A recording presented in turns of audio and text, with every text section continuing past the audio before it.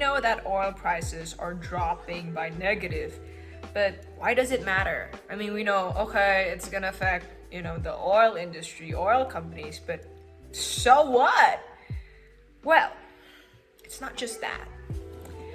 Oil affects a whole lot other than just that.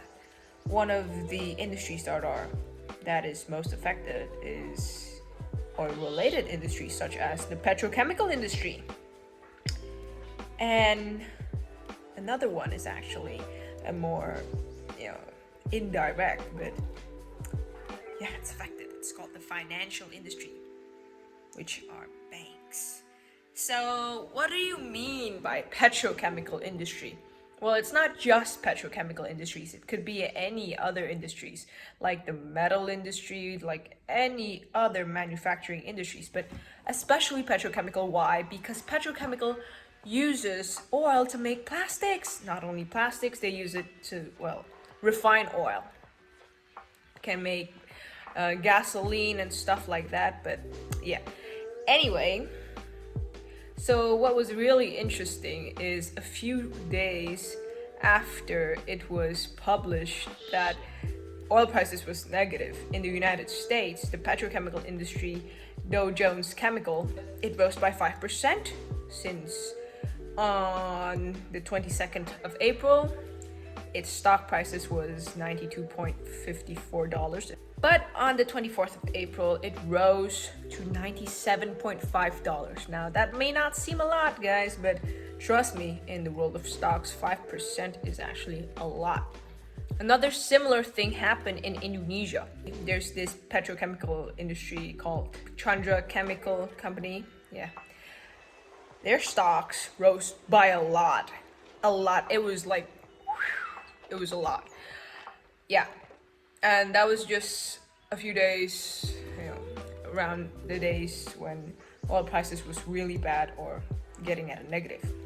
So why? Because again, petrochemical uses oil as their raw materials, and if they're cheap, the raw materials are really cheap, then, better performance for them, right? Better profits for them. On the other hand, what about the financial industry, banks? See, banks, they give out loans, but they don't just give out loans to, small businesses or something, but they also give out loans to energy sector, to businesses that, relates to oil too. And it varies, in the United States, JP Morgan has their deposits around 7% in oil, if I'm not mistaken. And other banks varies. It could be 8%, it could be 20%, it could even be 100% or more. It's crazy. But anyway, they're giving out so much loans to the energy sector. It depends how much percentage they do. And since the energy sector isn't in a good position right now, that means their loans are also not so good. They're not gonna get repaid by their loans. They're not gonna, gain interest because the people who are borrowing their money isn't in a good place right now.